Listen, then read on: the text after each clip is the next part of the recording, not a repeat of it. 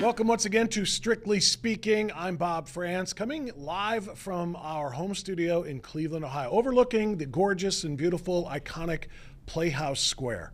Cleveland's a beautiful city because it's in the greatest country in the world. The question is how long can we maintain it as such? Our next guest wonders because she's been through one of the devastations of her home country. Xi Van Fleet is going to be our guest. She is the author of Mao's America, A Survivor's Warning. She's Chinese by birth and American by choice. She lives in Loudoun County, Virginia. She burst onto the political media scene by being a concerned mom who spoke to a school board about what she sees as a parallel between the Marxist cultural revolution of her home country of China and this, her adopted country of the United States of America. She lived through that revolution. She's now spreading the word far and wide about what she sees and maybe what we can do to try to head that off. So let's welcome Xi Van Fleet to Strictly Speaking. Xi, thank you so much for the time. How are you? Thank you so much for inviting me. Thank you so much for that wonderful, wonderful introduction.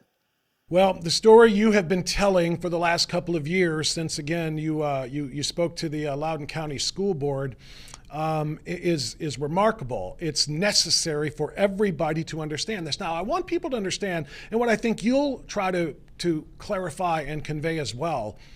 This is not a political issue. It's not supposed to be, conservative versus progressive or right versus left or Republican versus Democrat. This is a cultural thing, and it's infecting all aspects of American society. And you had a firsthand look at that because you grew up in China for the first, 26 years of your life before you came to the United States? Yes. And you lived through the entire cultural revolution. So why don't we start there and start with, what your first memories of your childhood in China were like before we got to Mao coming to power, before what happened in 1949, and before the start of the actual revolution in 1966. So you want me to start with the Cultural Revolution, right? Otherwise, we'll be here forever. Yeah. Well, and what you remember of it, because again, you grew up in your formative years. You watched all of this happen until Mao died, and you were 19, and you could actually go to college and got away from that. So so as much of the backstory as you want to give, that takes us to that revolution. Yeah, it's a long story, and but the CCP took over China in 1949, and that was before my time. But this is something I want to mention. That is the time that so many Chinese progressive youth, including my parents, they supported the CCP. They supported communism. They thought that was the answer, the solution to all the problems that China was experiencing. So they joined the revolution. They helped to make China a communist country.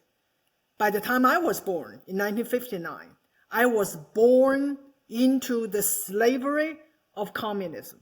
I had no choice. I was born into it. And define slavery under communism. Because when we hear slavery, we think of a certain type of thing. I know. This is something I have been trying to tell people. Communism is the worst slavery that the humanity have ever seen. Because in a communist country, everybody, of course, including the children, belong to the party. And that's what we're told. And from very young age, we were taught that we were the children of the party. And they were our real parents. We have songs that we sang that Mao was our real father. And so I had no choice. And that's something I really want people to understand. And your parents supported that, Xi? Yes. So your parents supported the fact that they weren't really in charge of you. They weren't responsible for you. They're not your mom and dad. Mao is your father. The party is your parent. It's not even a question. We all understand it. And that's the same song we sing. And that's something we all understand. We belong to the party. We are the successors of the communist cause. So I was born into this system and I had no choice. And I'm glad you put that picture there. And we were taught we are the luckiest one to be born under the flag of the CCP. We were the luckiest children on earth because we were born under socialism. And I endured not just deprivation, but mainly the mind control. And I have no idea that was the case because we were given no information but the party's party line, one version of truth. And how people say, you think critically. When you have no information other than the party's narrative day in and day out, you have no idea. And that's the kind of thing that I want the people to know. When you have that kind of indoctrination, you become slaves. You can't think. Your mind do not belong to you. You cannot think. And you have no freedom. Everything was controlled by the party, including where we live, what we could do, and how much grain we should have, cooking oil, toothpaste. But movement of freedom was strictly restricted. We were just slaves of the Communist Party. Okay. And that's what I'm trying to really, really get this into people's mind. It is about enslave, not just physical enslavement, but mentally. We're going to dig into that and what slavery looks like in that terminology, because I think most Americans cannot picture that. They cannot imagine slavery. Yeah. As we think of slavery, we think of the transatlantic slave trade and what happened all the way through 1865 in this country. But we'll come back to that. I want to ask about the revolution and why it started in 1966. If the CCP started in 1949, as you pointed out, and that's communism. Well, here comes Mao in 1966. What would he want a revolution for if communism is already the rule of law in the land? Yes, it is a long story. I will try to make it short, as short as possible, and that still makes sense. Okay, once they took over China in 1949, the first thing they did is divided the land, took the land from the rich and gave to the peasants, and it's called the land reform. And that really in the process, that killed more than 2 million landlords. Some of the landlords will just have a little bit more than their neighbors, but they are condemned as landlords. So that was very bloody. And then Mao had other political campaigns. Each one of them killed millions and whatever. So in 1958, Mao wanted to collectivize the rural area. All the land that the peasants had was now taken back by the state. And Mao started this campaign called Great Leap Forward. And he was so ambitious. He decided using pure manpower and will, and the will of the people or not people, really his will, he could surpass UK and the United States in 15 years. Economically, only on one thing, steel production. He mobilized the entire nation, including school kids, to do one thing, making steel. The peasants stop doing farm work. They have to build a homemade furnace to make steel. Everybody, soldiers, urban people and the kids. And of course that failed. That failed so miserably that famine set in. And so the famine lasted 3 years because nobody was doing any farm work. And so by the time of 1962, more than 50 million, or up to, we don't know the exact number, but the estimate is up to 50 million Chinese died. Okay. Even for a brutal dictator like Mao, that was a lot. That someone has to take responsibility. So the party started to kind of lose faith in Mao, and he had to apologize or admit that his mistake.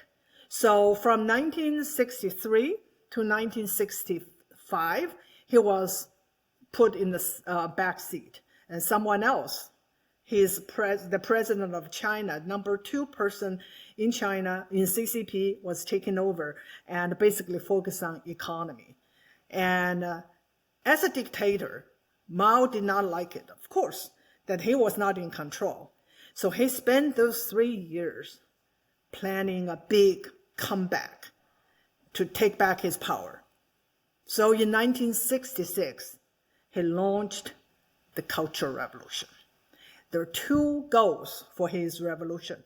One is to take back the power he thought he lost. The other is, once and for all, uproot everything that is traditional to replace it with Maoism, with the most radical version of Marxism. So this time, he did not have to use the army. The army, like he used to overthrow the sitting government in 1949. This time, he will use a different kind of army. People probably guessed it. It's the youth. It's the kids. It's the people, the students that have been indoctrinated by the government school for the past 17 years. Those were the Red Guards. Okay, that's a great summary. So at the end of the day, what he needed to do to regain his power was something far, far worse and stronger than the CCP. It's stronger than communism. This Marxist cultural revolution was, this development of Maoism is essentially because communism is too weak. Communism didn't allow him as the dictator to have as much power as he needed to really take control. So and by the way, when you talk about the youth too, I can't help but draw comparisons to the Hitler youth from the 1940s, the 1930s and 1940s. He learned a lot of that from Hitler, it would seem. Yeah. And so that is a Chinese Cultural Revolution in many ways is a youth revolution. Mao was able to mobilize more than 10 million Red Guards and use them to do his revolution. And what did they do? They really took down the CCP bureaucracy from top to bottom, from a village level to the number 2 person in China, the president of China, Liu Shaoqi. He was purged, struggled against, by now people have heard this struggle session. There are videos of Red Guards denouncing the president of China in struggle sessions. So they helped Mao to take down all this bureaucracy, the entire, basically, CCP. So in many ways, it is very hard to imagine, but that's what happened. Okay. To take down the CCP, Mao did that. He took down the people that he did not trust and put people back there that he trusts. At the same time, that's not it. That's only part of it. Okay. The others is destroy everything that is traditional to replace them with Maoism. That is cancel culture. Okay, and there you go. Now you just read my mind. That's where I want to go here. I wanted to get the backstory so that I bring us forward to where we are now with your book, Mao's America, A Survivor's Warning. People are probably watching us, listening to you right now and saying, wow, that's all terrible, that's awful, but I don't care. What does that have to do with now? How does that compare to America? We didn't have a CCP, and we didn't have a dictator like Mao. We don't have a dictator now like Mao. So what's the basis of the book? What's the basis of the comparison? What's the basis of the message you shared with the Loudoun County School Board, and you're sharing with groups that invite you to speak all over America? Where is this comparative that you're coming up with? Cancel culture is only one of them, but it's a major part of it because that's what Mao wants to do. How can you build a country that still have competing ideologies like the past, the tradition, the Chinese culture, tradition? They all have to go. They have to be uprooted and destroyed in order for Maoism to be the guiding principle, dominant principle, ideology of the land. So in China, during the Cultural Revolution, the cancel culture was very specific. It's called destroy the four olds. Old stuff, old idea, old culture, old habit, and old custom. They all have to go. What are they? Basically, it's anything that's traditional, anything. So they destroy. That's Orwellian. I mean, that literally was one of the bases of Orwell's book of 1984 is erasing history, the literal changing of history, the erasing of it. Yeah. History is what we tell you it was, and eventually it gets to the present is what we tell you it is, right? Yeah. So the first thing they did is toppling down statues. So the Red Guards. And in China, the statues were not in the public space, like in America or in the West. Most of them is in the temple, in church, in mosque, not mosque, I'm sorry, not in temples, Buddhist statues. Red Guards went after them, pulled them down. Church, all the statues in church, pulled them down. And then they changed names. Every name you can think about, institutional names, street names, and put them down, and anything that's tradition has to come down and replace with revolutionary names or politically correct names. This sounds very familiar, doesn't it? Exactly. Like in Virginia alone, there are two public schools changed their names from Washington or Jefferson into something else, into something. They just want to take out the names, of course, that means something for the people. Yeah. So even the founders of the founders of the country had to go in order for them to remake the country into something else. Everything that I'm talking about now should sound familiar to the Americans. They even tacked food labels, and here we have the Benjamin rice. And Aunt Jemima syrup had to go. Yes. Uncle Ben's rice had to go. Yes. Anything that evoked imageries. Yes. All this happened in China. Yeah. All the names were renamed, and they went even that far that they said, okay, red means revolution. So you can't use red light to stop the traffic. Red means revolution. That means go. So they changed the traffic light, but unfortunately, they did not last very long because it created absolutely traffic nightmare. But that is exactly what's going on in America.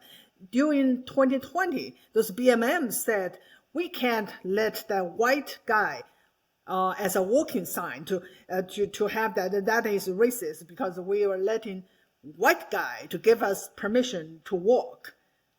In that, it is absolutely Red Guard. I'm trying to stifle a laugh right now because it is that absurd, but you're right. They did that, and they're doing that, and there are even things worse than that. I mean, and what's really bizarre is most of the absurdities you're talking about here we can trace back to 2020 for a variety of reasons. The riots, George Floyd's death, what that led to, COVID and so forth. But it was about another decade before that or so. You may or may not recall. This is more absurd than the traffic light, white man walking figure traffic light thing.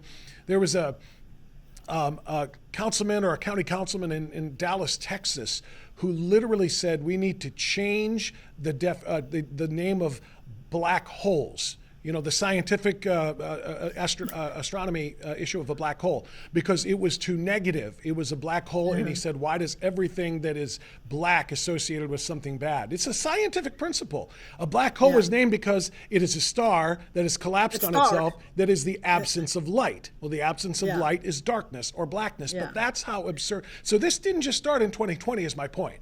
This has been building. But I want to go on with what you just said. Black. Okay, so in Maoist China, and the entire population was divided into two classes, red class and the black class. And you can kind of figure what means what, right? The red means the good guys, the black means bad guys. Not just they're bad guys, but they are the enemy of this state. Once you become classified or labeled as a black class, you lost you humanity, because the word people only reserved for the red class. How does one get that label of black class to lose their humanity? That is another thing. Rights? I'm telling you, this is the people have to read my book. It's just so like what happened today. I intend to do that, by the way. Your book comes out on Halloween, right? Halloween, October 30th. Yeah. So yeah, I intend to do that. Absolutely. And I hope everybody else does that. But yeah, please tell us how one gets classified. Yeah, exactly. In the very beginning, it was people who have wealth. Even if you just have, maybe you have 2 woks like to cook at home, and your neighbor have 1, and you are the only one in the village have 2 woks, you are the landlord. You become the enemy.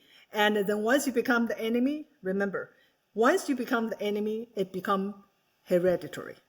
You pass that to your children and your children's children. Just like if you're born white, you are labeled as a racist.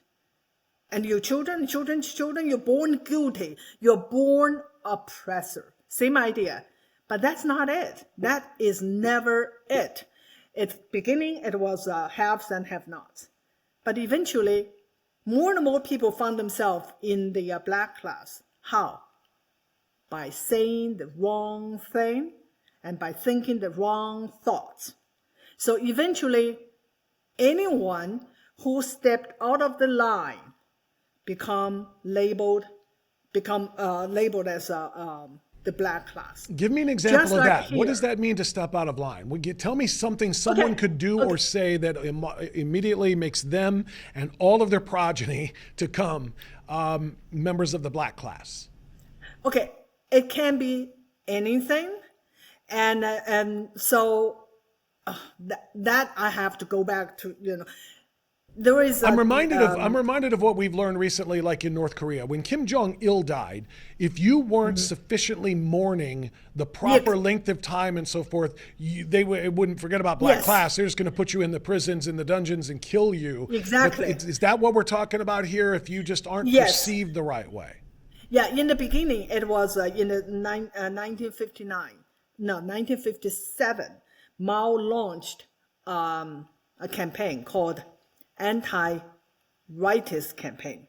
So anyone made a question, just question, why things are like this, rightist. And rightist become officially a label for black class. So eventually, if you are not participating the Cultural Revolution with enthusiasm, just like you described in North Korea, you can be black class. Just like here, when we talk about black and white, we're talking about, the blacks are the oppressed, the white are oppressors, right? That's the general. That's critical race theory. That's the nature of CRT, which I know you spoke to the school board about. Yeah. But if you are black, but a conservative, your blackness doesn't count, right?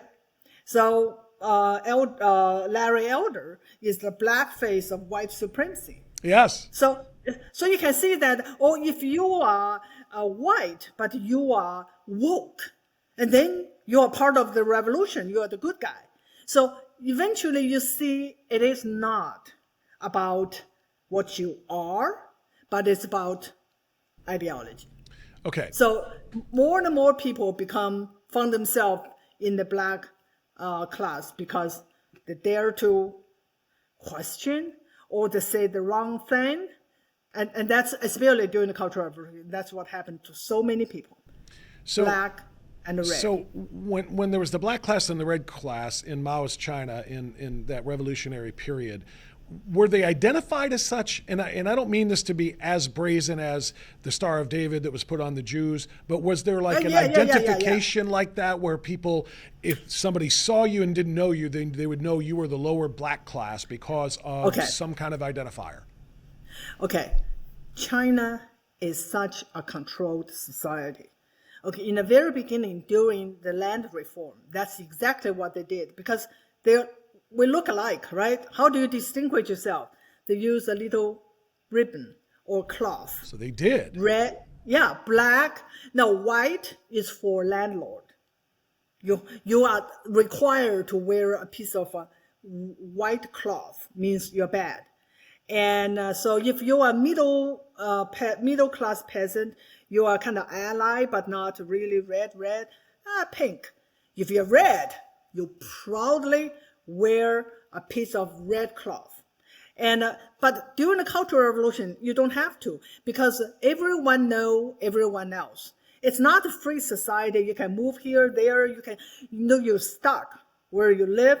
You're stuck where you work. And everyone know everyone else. And there's no escaping. The only escape you can have a break away from it is you probably go shopping, and then probably nobody know who you are. But eventually you have to go back where you live, and you go back where you work.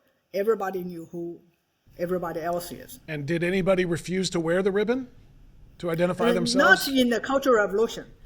It was in the early on. Oh, no, you can't. No, you're not allowed to reject anything, and or else you have what? to do what you're told.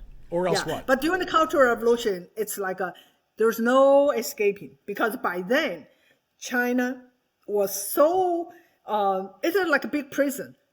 Absolutely, you can not just say, okay, I want to travel today, I want to go. You can hardly do that during the Cultural Revolution, or not doing up to the time of Cultural Revolution.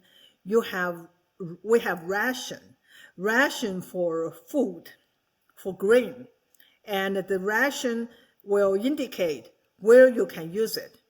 That means in your little area. If you go out to another province or to another city, you can't even buy food because you don't have the right ration coupon. That's how they control everyone else. So there's no escape. Everyone know everyone else. Okay. And everyone, eventually throughout the process, someone has reported on someone else, and someone has taken revenge of someone else. It's like several circles that people done that. And it's just become a society that everyone is against everyone else, and no one trusts anyone else. And that's become today. Today, you don't trust. You can't really say your mind. You speak up your mind, you run in the risk. The risk, let's say 15 years ago, might be you can get called bad names. But today, you may just lose your jobs, and you may lose your freedom. So we have political prisoners now today. Students lose their places in classes, on campuses. People Yes. lose their jobs. There are all kinds of ramifications. So we're talking about Mao's Marxist cultural revolution, but your book is Mao's America, A Survivor's Warning. So I think people are probably having a real hard time saying that we're going to be in a place of food, right? Because you're telling everybody in all of your speeches, and you're talking about today, that this is coming. You see the same signs today here that you experienced as a child, an adolescent, and a youth before you came to the United States. So explain how we go from there to here. And actually, let me ask you if I'm off base here. When you talked about the ribbons, white meant this, pink meant this, red meant this, and so forth. I'm picturing people wearing their ribbons now on their Twitter bios. If you have a Ukrainian flag, you are this. Mm-hmm. If you have a rainbow, you are that. If you have a BLM, you are this. And basically, they're almost part of your social credit score, right? And people will identify you by those markers, similar to what you saw. Am I off base? Yeah. I would think that's a very good analogy, yes. Okay, and so how do we go from that identification of people who are privileged versus those who are oppressed versus those who are allies of the oppressed and so forth to a place where we find ourselves under the boot heel of an oppressive government the way the Chinese people did? Yeah, I almost forgot to address what you asked earlier. How do we get to, we'll never have a coupon, ration coupon? Rations, No, actually it's not true. And just in the beginning of Biden's reign, and there was I saw it on the YouTube channel with a professor talking to a lefty activist about using ration coupon for gas. Oh, okay. Yeah. You know what? I do remember that now. I do remember that. And as a matter of fact, there is, since you brought it up, I mean, there are those, because of the green energy movement, who are talking about limiting the number of flights that you are allowed to take. It's going to be a rationing, like in your lifetime, limiting the amount of miles you're going to drive and taxing you on overages based on, what your carbon footprint is. So, okay, I guess I can see a little parallel there as well. No. The thing is, I try to tell Americans, and using quote Mark Twain, that history seldom repeats itself, but it often rhymes. And it is not very smart to say exactly what happened in China. Well, it's different country, different culture, different time. You're looking for the tactics. You're looking for the method they use, and that's how you look. It's not always exact the same. And you said, how do they control? Okay, even if they don't use coupon, but they are going to try. I'm telling you, they're going to try. How they control America? Have we heard 15 minutes city? Oh, sure. Yeah. Oh, yeah. That's the 15-minute cities That's exactly one thing. They're steamrolling toward gas, those. Yeah. They make gas so expensive that you're forced to live in the area, in a confined area, and then it's a prison, right? And that's how you look for. You don't look for exact match. You will seldom find that. Sometimes you can, but most time it is the similarity. It is a little bit subtler, but not that much subtler. To me, I experience both, and to me, the similarity is alarming. It's like it's just so obvious. But the problem with Americans is because they don't have the knowledge of history, because they're never taught, and it's on purpose, it's intentional. They have nothing to compare with, so they could not recognize that it is the same thing, and it's nothing new. It happened before, and that's why I think it's so important that people learn history. Yeah. And that's my mission. Learn world history, not just American history. To tell people. Yeah. I want to pivot back to CRT, because in your speech that kind of, again, put you on the map or brought you to the attention of a lot of people, to the Loudoun County Board, you talked about how CRT, critical race theory, is identical to what was used in that Cultural Revolution that oppressed and eventually, as you say and describe it, enslaved the Chinese people. There are people who say that's crazy talk. CRT is merely teaching true American history and the realities of what slavery looked like. And that those who don't want CR being taught in Loudoun County or in Florida where they banned it and anywhere else, they're just trying to deny the reality of America's original sin, the sin of slavery. How do you respond to that? Yeah, absolutely. CRT is just the Chinese, is American version of the class struggle in China or in Soviet Union or in those many of those communist countries. They use class struggle, like I said, black class versus red class, right? So that did not work well, and they tried, but they just won't work in America. So how do you divide people? Okay, Bernie Sanders still uses it. He still talks about 99% versus 1%. That's class struggle. That is the kind of classic Marxism. What people use. Well, that is still going on, right? I apologize. Yeah, it is still going on. But the class part of that does work here to some extent. There has been a very, very strong movement to redistribute wealth in this country. The progressive side of the ideological scale here, and again, I don't want to turn this into a party versus party thing, but the redistribution of wealth, taking from the person who's got two walks because somebody over here only has one walk, as you pointed out, that is a very strong movement and a fight that still goes on. It's still going on. Yeah. But it's not as potent as in Russia and in China. Yeah, because there is a lot of poverty there. Right. When in the 40s, and in the 20s in the Soviet Union. So in America, we do have this thing called American Dream, and you have the opportunity start from nothing and make make something. And just like me, I came here with $200 borrowed, and I was able to build my American dream. So it's still there, but not as potent. And if you want to divide, this is the key. If you want to divide the population in America, anyone with a brain will say the easiest way is what? Is by race. Race, no doubt. Is by race. And America has the history, of slavery, Jim Crow. It's the easiest. Okay, but the goal is not to help the black community. It's not to help the brown, the whatever, people of color. The goal is to divide. So I've been here since 1986. That's 30-some years. I've never seen race relation this bad because they are pushing CRT. And I always say this is amazing. In America, we have people all over the world and get along pretty much most of the time. It is a miracle. People don't have reference. People don't have a reference point that it is a miracle that in America that we have all these people, different races, background. Most time we get along really well. Well, until Obama, right? Obama, and he really made this whole lot.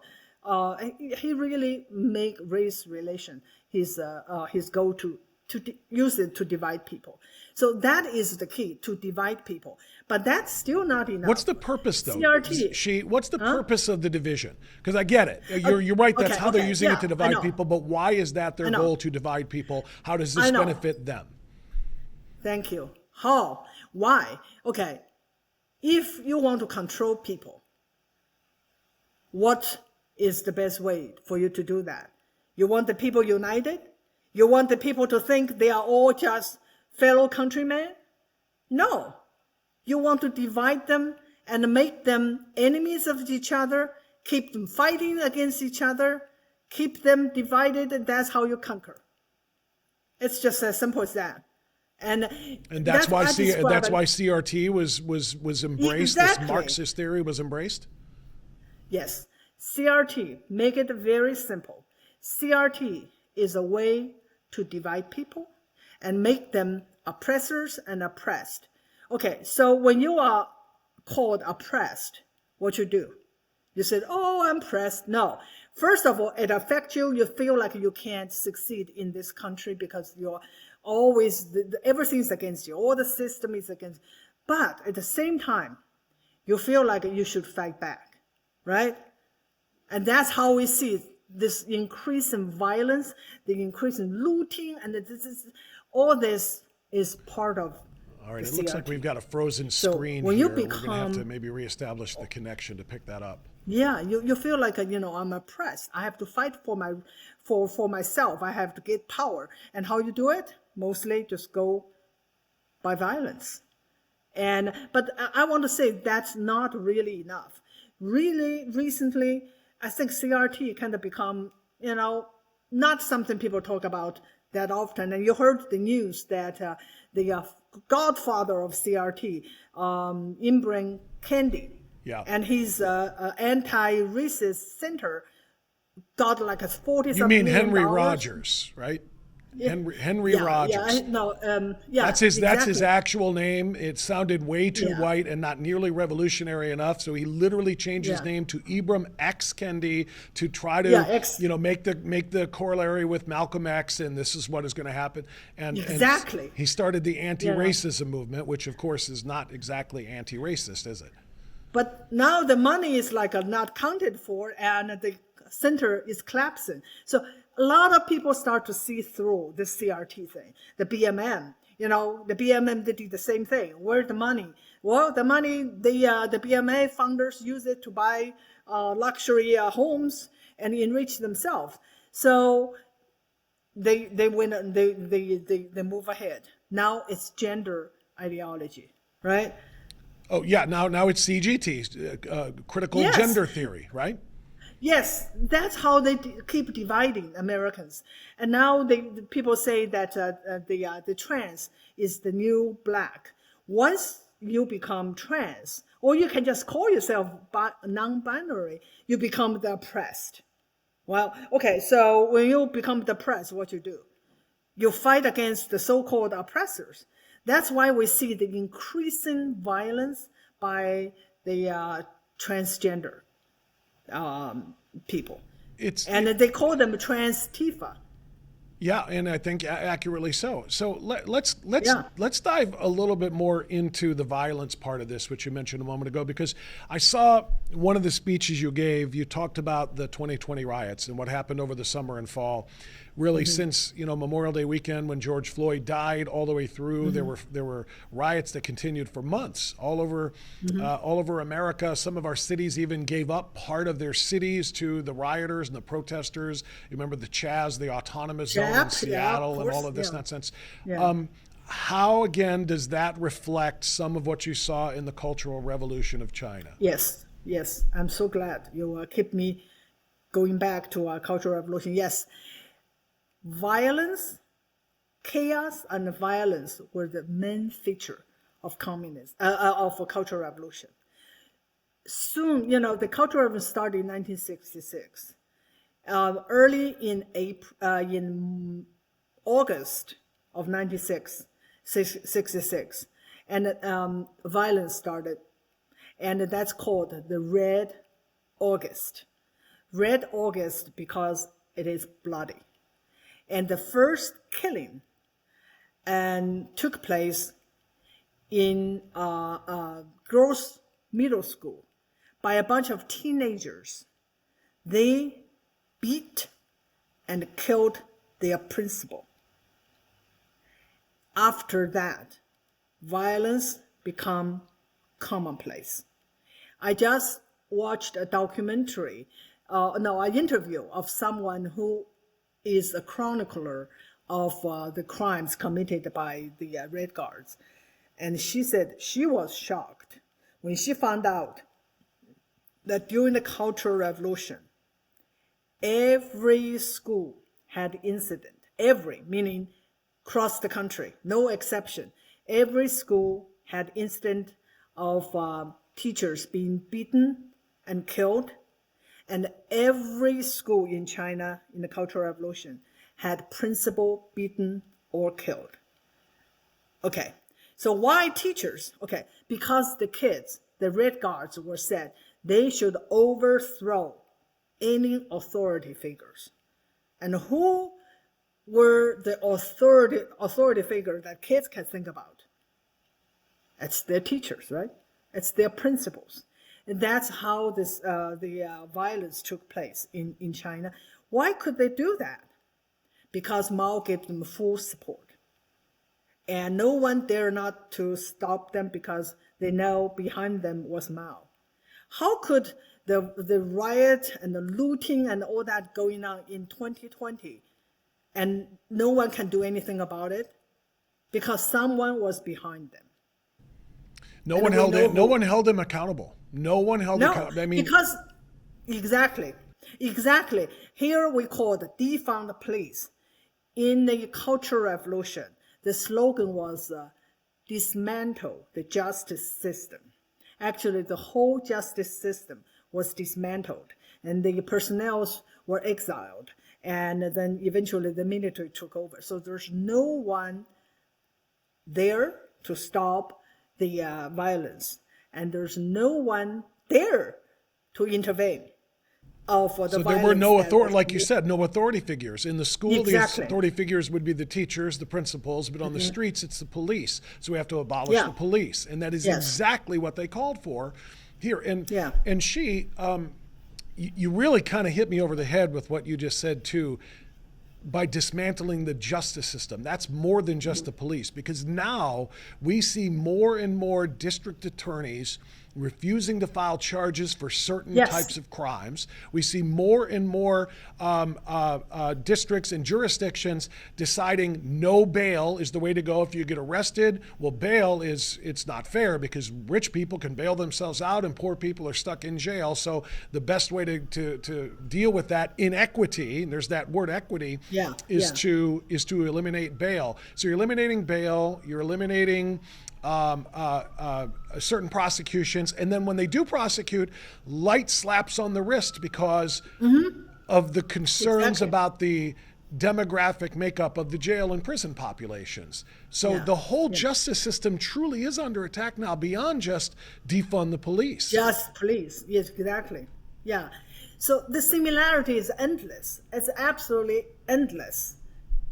Yeah, that's a and to the education part too. Just since we were, again, I saw one of your speeches. You talked about Mao dropping the educational spectrum, or if you will, for kids from 12 years to 10 years. In fact, you only got to go to school for 8 years because of that, because education was not featured in the Cultural Revolution. Instead, it was what? Yeah. So this is also very, very important for people to understand. How could China produce such radical youth that will do things so unimaginable?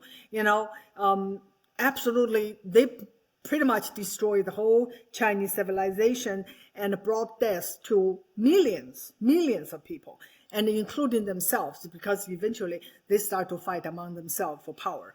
Okay, how?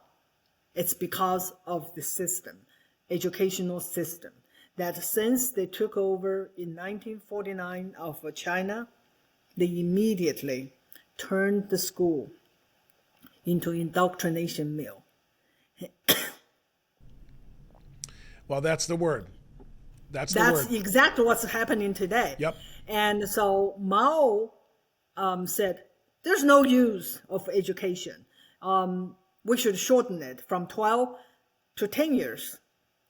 And during the Cultural Revolution, 2 years, there's no school, all shut down. There's no teachers. There's no one running the school, basically. So I only have 8 years of education. I supposedly have 10, and then cut short by other 2. So tell me about those 2 years. Why? I mean, I understand they chopped it from 12 to 10, and then during the revolution, the 2-year period of no school at all drops you from 10 to 8. What was the purpose of that 2 years? Just because they did not want the youth of China to learn anymore and thus be able to think for themselves? Is that the reason he shut down the school for 2 years? Okay. Here is the no, because no one. We shut down our schools for 2 years too. Yeah, I know. That's another parallel. But to understand what's going on in China is there's no one really running school. And a revolution is not something you started and then you can control it, right? You feel like I can start this, I will unleash this chaos, and then I will have this happen, but not that. No. It's just totally out of control. So there's nobody running the school because all the principals were ousted by the kids. So that's why there's just nothing. 2 years, I was free to go with other kids and watched everything on the streets, which is chaos. Eventually the chaos become violence, and we were dare not to go out and become very dangerous.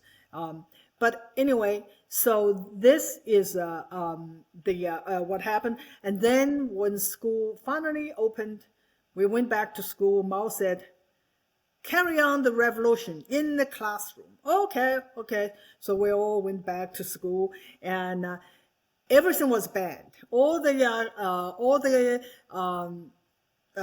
textbook were not radical enough, all banned.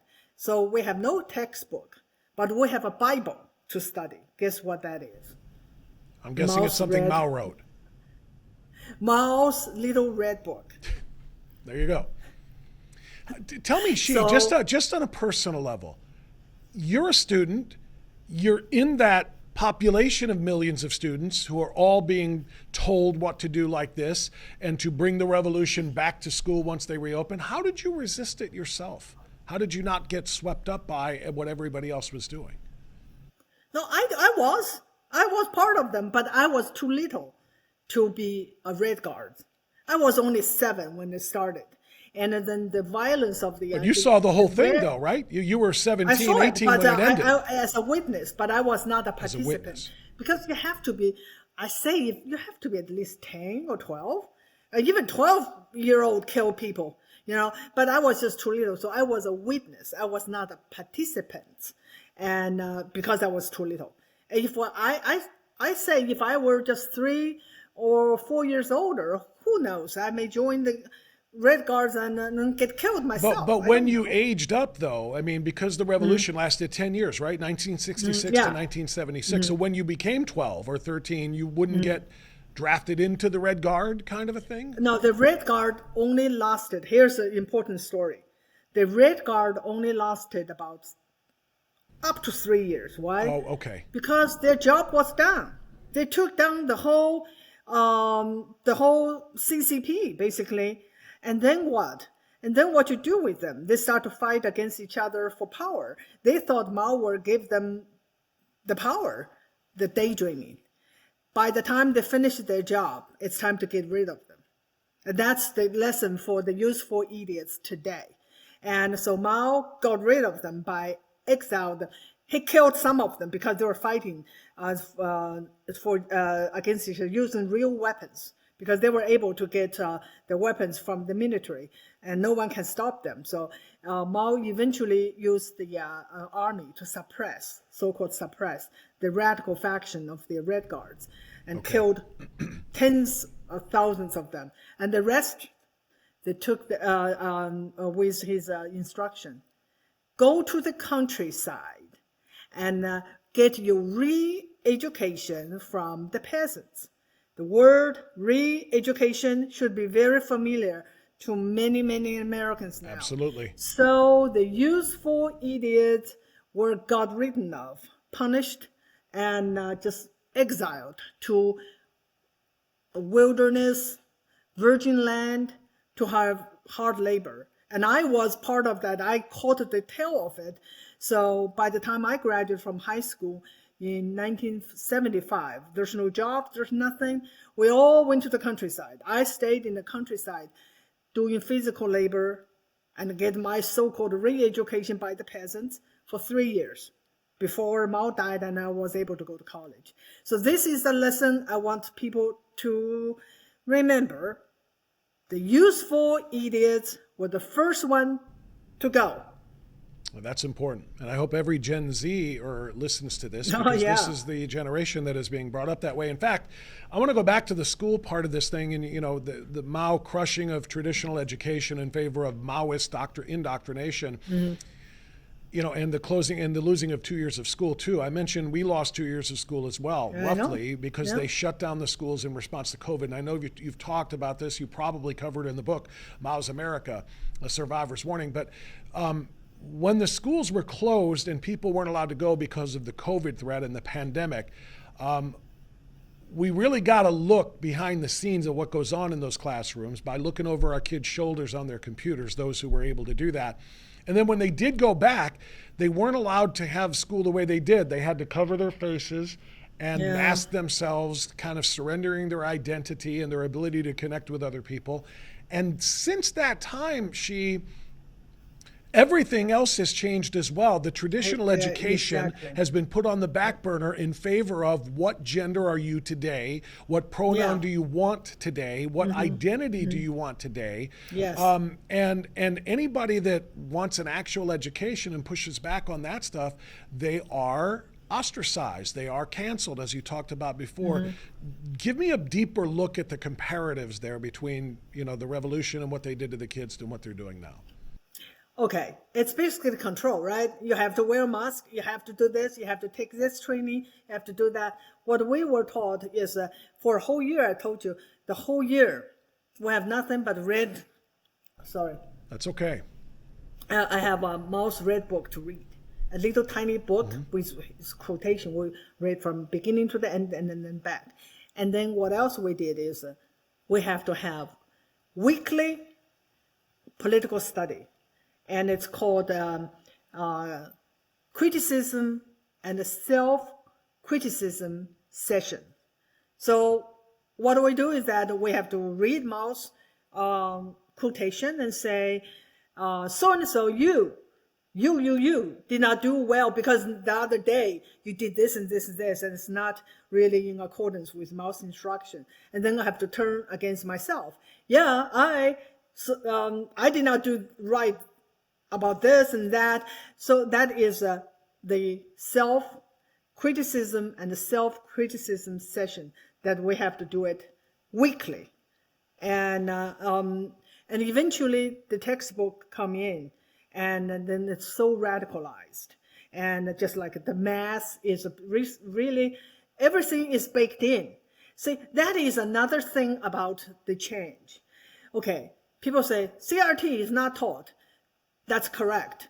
CRT is not taught as a course in public school, but it's baked in everything. Exactly. It's baked in even physical education. If you know, it's because it is something that the teachers have been taught, because we have lost the higher education for decades. The teachers they share the same Marxist ideology. So everything is baked in. And actually, I got more and more, I just talked to a parent and about her son's AP class. And it's geography, but it's called human geography. It's talk about oppressors and oppressed. Someone have water. This is what I say, baked in. Yeah. They have this worldview. They use this worldview, which is Marxist ideology in terms of oppressors and oppressed. Look at everything that way. So they explain it's a geography, but it just thinks about oppressions here, oppressions there. And so that is education. And in China, it's more obvious than that. But here, it's there. Everything has changed. You can't find out a course talking about gender ideology. You can't find a course talking about CRT, but it's in everything they teach. Especially now they have the social and emotional learning, SEL. Yep. And that really, really conditioned kids to have all sorts of data collection, and then eventually the opportunity to talk about all sorts of things like sexuality and the social issues. The goal is no longer. This is something that it's a long time coming, but the goal of school is no longer to prepare individuals to have a successful life as citizens, but prepare them as activists. In China, we were told, it's just obvious, we are taught to be revolutionaries. We are taught to become successors of the communist cause. We are not an individual. We don't have individual dreams or inspirations. The party is our inspiration. Anything party want us to do, we'll be gladly do it. I'm blown away by what you're saying, and I'm picturing every young kid who's been indoctrinated in China during that time as being identical to the sheep that I see in every video that Ben Shapiro or Charlie Kirk or somebody goes to visit on an American campus, because they are all little revolutionaries, all saying the exact same things. And what you just said, that you guys had to read in Mao's Little Red Book, and then you had to do self-reflection and criticize yourself, is reflected in what they want every kid who is not one of the oppressed. Any oppressor has to look at themselves and say, I am guilty of my own white privilege. I'm guilty of my own racism. They've got young people during Black History Month staging settings in which white people are on their knees begging forgiveness from black people. White people who never enslaved anyone, and black people who were never enslaved, but they were all playing that role. And it sounds exactly like what you described during that revolution. That is, to me, that is the thing that I try to help Americans to see. It is. Are they getting the Chinese? Yeah. When you talk to them, are they sufficiently convinced that this is what's coming? Well, that's what I'm trying to tell them. That is a history repeating, and the American. On Sunday I was on Fox and Friends, and I said the wokeness is Maoism with American characteristics. So wokeism as we know it now, or wokeness, was a characteristic of the revolution as well. Maoism with American characteristics. No, I get it. But I'm saying, in other words, Yeah. does it flip as well? So in other words, there was a version of wokeness in the revolution. Yeah, of course. Actually, Antonio Gramsci, right? He was the father of cultural Marxism. And he was the one say, okay, the class struggle just did not work well in the industrialized country. So we have to use culture as the way to take down capitalism. But actually, he was right, and that's what we're seeing today is cultural Marxism. But I want to say that cultural Marxism is also part of Marxism. It's in the DNA. From day one, when the communist was founded in China, their goal is to destroy the tradition, because the tradition is something that stands in their way. So it's always there. But of course, Mao's Cultural Revolution and today's, it's more developed a strategy to take down the culture. Why? So that they can replace it with the Marxist ideology. Okay. So I want to bring history back to current now when it comes to China, because of our relationship as a geopolitical foe of China's right now. So Maoism replaces the Chinese Communist Party, basically. In 1966, the Chinese Communist Party that was formed in 1949 is essentially run out by Mao and replaced by Maoism, because the CCP is not strong enough. It's not powerful enough for Mao to keep his control. So he takes it over. Now, though, we have Xi Jinping running the current version of the Chinese Communist Party. And there are all kinds of concerns about what they represent. I have read and heard reports of the militarization of the Chinese youth right now to prepare for either invasion or to repel an invasion if perhaps they do something with Taiwan that forces a physical war, not just a Cold War with the West. Can you tell us how this looks today in your mind? Yeah, again, I said that the history never repeat exactly, so it rhymes. Okay, so why Mao, I explained why Mao launched the Cultural Revolution. Mm-hmm. Because he felt he needed to get the power back because he lost control. So his was a revolution. Just like today in America, it's a revolution because they want to overthrow the existing system and take it over. And that's what the left, the progressives, and I call the American communists, American Marxists want to do. They want to destroy everything just like Mao, burn everything down and build back communists. Not better, but communists. Okay. But it's not the case in today's China. Mao, Xi Jinping had power. He had control.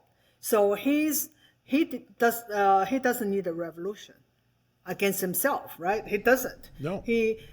That's why he want school to teach academics, okay, so that he can have his work be working to build his empire. And that is a difference. Of course, the indoctrination is never out. It's always there. So today's indoctrination is just different from Mao's Cultural Revolution.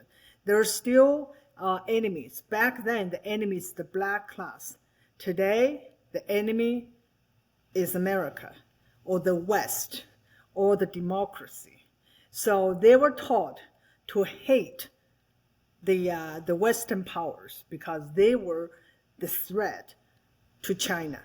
And in militarized, you can see that, yes, they preparing the future generation that would fight and defend not China, but CCP. Do you think there will be an eventual clash between the United States and China? I mean, I hear people talk about because we rely on one another economically in a lot of ways. Obviously, we're their biggest customer. because they continue to make goods at cheap prices because they have literal slave labor. You still have slavery in China. You still have the Uyghur concentration camps and the genocide going on there. Well, not just them, but I mean, they're, I think, the most extreme example of what's going on there. And these are things that we would ordinarily push back against, except we like the cheap stuff we get from China. Exactly. This is something, nobody can say for sure. Nobody can say whether he will do it or not. But as a dictator, that's the danger. When China's economy is going down south quickly and really dangerously. So out of desperation, we don't know exactly what Xi Jinping would do. But I just want to make that comparison very obvious. Hopefully people can understand. People say, oh, but China is better today. They teach their kids math and that's true. Well, they do that. True. They're destroying us. For a different reason, but the indoctrination never stopped. Never. Well, what is the reason? Because I'm glad, just to briefly touch on this before we're done, Xi, I'm amazed, and everybody that I know who has witnessed the same thing is amazed, that the number of primarily Chinese, but I guess there are other Asian ethnicities that come to the United States unable to speak English. They come to our universities and get A's in all of our classes, and they can't even speak the language. They are so prepared how to learn, I suppose, in the Chinese culture and in other Asian cultures as well, that it simply just blows ours away. And I wonder, are they coming over here? Why would they want to come to an inferior academic, system when they could be so, be so successful where they are? What is their goal? And I feel like I know what it might be. Well, I have to say that that Asians, or the Asian countries that are under the influence of Confucianism, that include Japan, Korea, Vietnam, all those really believe in education, because that's what Confucian teaches, that that emphasize the education, and that the education, of course, always emphasize to become a noble person. And so education is, for thousands of years, is believed to be the way out to prosperity. And in China, for hundreds of years, I don't know how long, that have this imperial examination system that anybody, poor or rich, could take the examination. If you passed it, you are guaranteed civil service position, which means, prosperity. Right. When you become, official in the imperial system. So that is actually something that was so foreign to Chinese during the Cultural Revolution, that education was absolutely radicalized, and math and reading and all this was just basically removed from the school, and then made it indoctrination mill. That is the reason that so many Asians are so focused on education, and they do believe, which they are right to believe, that is the key to success in America. What do you think of the Confucius Institutes on American campuses? That is, during the Cultural Revolution, not during the Cultural Revolution, the whole entire time that CCP took over China, all traditional culture, all traditional value were denounced, including Confucianism. And now they use that as a way to spread so-called Chinese tradition. When I heard that, I said, what a joke. Well, yeah, they try to cover it on American college campuses as just a celebration of Chinese culture, which is wonderful. Embrace it. But it's a lot more than that, isn't it? No, they use that to spread CCP culture. And CCP, even today, Xi Jinping, openly, they're not even shy about it, they are the heir of Marxism, Leninism. They are not the heir of traditional Chinese civilization, such as Confucianism. So that is important to know, that anything that CCP want to push, you can't trust. You cannot trust. Yeah, they they despise Chinese culture. They only want to use Marxism. They are not even true believers. I kind of get that sense. Yeah, I kind of get that sense. This is a true push toward Marxism, not even just traditional communism. I hope people are paying attention. I hope they're listening to your warning. The book, Mao's America, A Survivor's Warning, people need to read. We just scratched the surface here. There's so much more in depth that you can learn from this survivor of the Cultural Revolution in Maoist China, and she sees so many of the exact same things here. Thank you. Keep shouting. Keep doing interviews, keep doing everything you can to make people aware, because it's the only way we're going to head this, our own little revolution that turns us into something like that off. So thank you so much for doing this. Thank you. All right, God bless you. All right, that's going to do it for Strictly Speaking. Get the book. That's all I can tell you between now and the next time. Get the book, Mao's America, not Mao's Chinese Communist Revolution or Cultural Revolution. It's Mao's America. If we're not careful, we're going to repeat them. We are already repeating some of those same steps. Thanks for watching Strictly Speaking. See you next time. Like, comment, subscribe, and hit the bell icon to be notified for all our new videos. New episodes dropping every Tuesday morning, and we'll have some of our favorite interviews from the vault dropping on Fridays as well.